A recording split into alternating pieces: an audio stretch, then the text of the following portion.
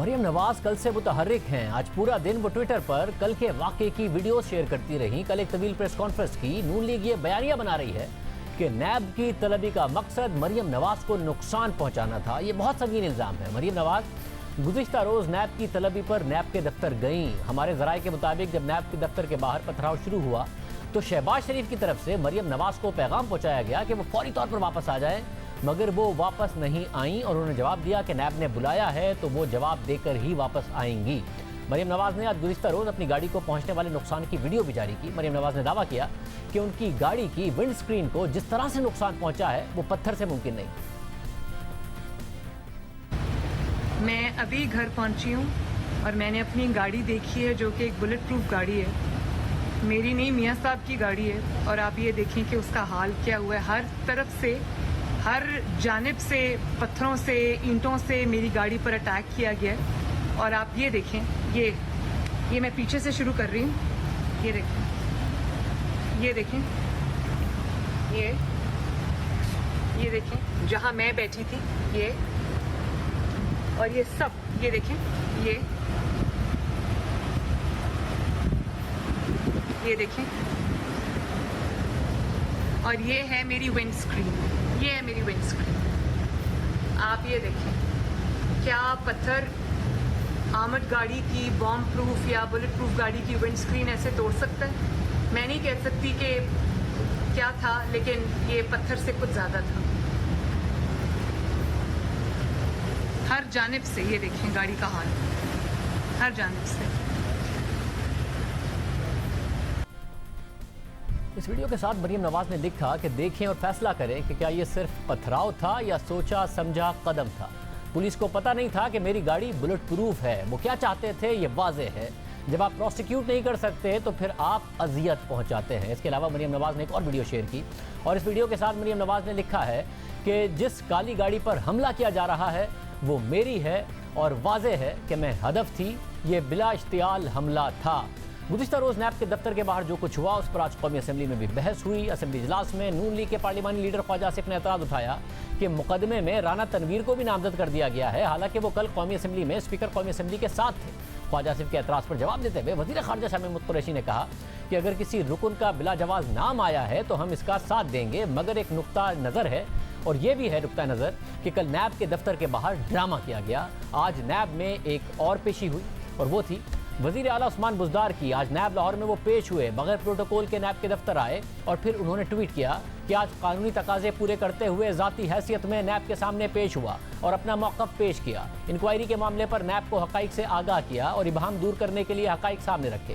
عثمان بزدار نے لکھا کہ نئے پاکستان میں کوئی قانون سے بالاتر نہیں. قوم نے کل قانون شکنی اور آج قانون پسندی کا مظاہرہ دیکھا. پنجاب میں قانون اور قواعد و ضوابط کے مطابق امور حکومت چلا رہے ہیں. غلط کام کیا ہے نہ کرنے دیں گے.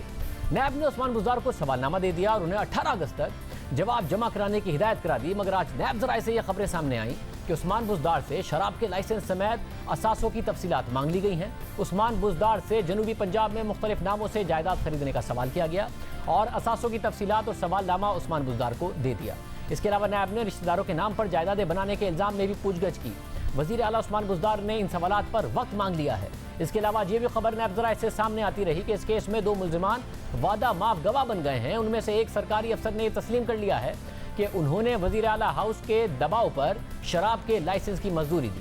ہم نے ان خبروں کی تصدیق کے لیے ترجمان نیب سے رابطہ کیا مگر انہوں نے جواب نہیں دیا. اب صورتحال یہ ہے کہ جس طرح سے اپوزیشن کی رہنماؤں کی طلبی کی خبریں لیک ہوتی تھی، آج وزیر اعلیٰ پنجاب کی پیشی سے متعلق بھی خبریں لیک ہوئیں اور اپوزیشن یہ سمجھتی ہے کہ پہلے نیب کو اپوزیشن کے خلاف پولیٹیکل انجینئرنگ کے لیے استعمال کیا جا رہا تھا، خود عثمان بزدار کے خلاف کیا جا رہا ہے.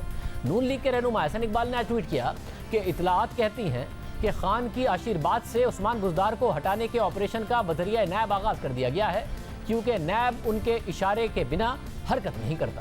اس بیان پر ہم نے نیب کا موقف لیا تو ترجمان نیب نے کہا کہ انہیں سیاسی بیانات پر بات کرنے کی اجازت نہیں ہے. ساتھ ہی انہوں نے مریم نواز کے الزامات کے حوالے سے کہا کہ نیب اس معاملے پر کل پریس ریلیز جاری کر چکا ہے. اس کے ساتھ نیب کی عمارت کو پہنچنے والے نقصان کی تصاویر بھی جاری کی. ماضی میں خود تحریک انصاف کے رہنما اور پنجاب کے سینئر وزیر علیم خان نے دعویٰ کیا تھا کہ انتخابات میں کامیابی کے بعد نیب نے انہیں بار بار بلانا شروع کر دیا تھا، مگر جب وزیر اعلیٰ کا انتخاب ہو گیا تو پھر انہیں نہیں بلایا گیا. پنجاب میں عثمان بزدار، مریم نواز، شہباز شریف سب کے حوالے سے کیا ہو رہا ہے جانیں گے سینئر صحافی تجزیہ کار سہیل بڑائی سے. بڑائی صاحب بہت شکریہ. भाई साहब, सबसे पहले अपोजिशन सवाल उठा रही है, क्या वाकई उस्मान बुज़दार भी किसी इंजीनियरिंग का निशाना बन रहे हैं? देखिए, अगर सुप्रीम कोर्ट की जो ऑब्जर्वेशन हैं और फैसले हैं उनको तस्लीम किया जाए और उनको माना जाए कि से बहुत सी पॉलिटिकल इंजीनियरिंग होती है और हो रही है, तो फिर ऐसे लगता है कि अचानक क्यों उस्मान बुज़दार साहब के खिलाफ जो है ये मुकदमात सर उठाना शुरू हो गए हैं। और पहले तो ये था कि जो उस्मान बुज़दार साहब के खिलाफ कोई मूव भी करता था, मिलता भी था वज़ीर आज़म से, तो उसको नैब बुला लेता था। अलीम खान साहब का भी आपने सुनाया, सफ्तान खान साहब, उनका कोई तलक ही नहीं था, उनको भी बेचारे जेल काट आए। तो ये दो का तो ये हाल हुआ है। चौधरीज ऑफ गुजरात जो है वो भी भुगत रहे हैं कि कहीं वो भी उम्मीदवार न बन जाए। तो अगर तो सारा इसको सियासी पस मंजर में देखें तो ऐसे लगता है कि बुज़दार साहब के जो सियासी उम्र है बतौर वजीर आला वो घट रही है, कम हो रही है, उनको थ्रेट है। लेकिन जाती तौर पर मैं समझता हूँ कि इस तरह नैब से थ्रेट दे के उनको हटाना ये भी मुनासिब नहीं होगा, और ना अभी ये वक्त है कि वो हटें जब तक कि पूरा मुकदमा सामने ना आ जाए। अभी तो वादा माफ गवाह पहले भी कई दफा नाम आता है, बाद में वो साबित नहीं होता। पूरा मुकदमा सामने आए, उस्मान बुज़दार साहब का मौक़िफ़ है वो भी सामने आए, फिर उसके बाद ये फैसला होना चाहिए कि क्या वो स्टेप डाउन करें या ना करें। साहब, और मरियम नवाज के हवाले से बताइएगा, कल नजर आया उन्होंने प्रेस कॉन्फ्रेंस की, आज वो ट्वीट्स भी कर रही हैं। मुतहर्रिक आपको लग रहा है चंद दिनों के लिए हुई हैं या मुस्तकिल बुनियादों पर हो गई हैं? और वो अपोजिशन जिसमें जान नहीं थी, क्या मरियम नवाज उसमें जान डाल सकती हैं या उन्हें इजाजत मिलेगी, या फिर ये बस चंद दिन की बात है? देखिए, पहली तो इस चीज के दो पहलू हैं। पहला हिस्सा तो है सियासी तौर पर तो मरियम ने मफाहमती जो तासुर था, शहबाज शरीफ साहब ने ये तासुर दिया हुआ था कि हम मफाहमत पे कायल हैं, वो कोर्ट में भी गए हैं तो पुरअमन, वो अगर किसी से मिलने भी गए हैं तो कोई जुलूस नहीं, कोई लाव लश्कर नहीं। लेकिन मरियम ने दोबारा से मज़ामती जो बयानिया था वो एक दिन में एस्टेब्लिश कर दिया। जिस तरीके से वो जुलूस लेकर गई, जिस तरीके से नारे लगे, जिस तरीके से माहौल बना, उससे दोबारा ऐसे लगा कि नवाज शरीफ जहाँ जाते हुए मुस्लिम लीग नून को छोड़ के गए थे, मरियम नवाज ने उसको दोबारा से कल शुरू कर दिया। लेकिन वो इसमें ये कह सकती हैं कि ये पंगा मैंने तो नहीं लिया, ये तो नैब ने मुझे बुलाया। अगर कोई इसके पीछे मुफाहमत थी भी तो इनके पास एक अच्छा बहाना है कि हमें तो नैब ने बुलाया, हम तो जवाबन गए हैं, जवाब में ये सारा कुछ हुआ है। पहले शरारत या पंगा जो है वो नैब की तरफ से आया है, तो इसलिए मेरा ख्याल है कि वो अपनी मुफाहमत का भी उनके पास जवाब होगा, और जो मज़ामत है वो उन्होंने शो की।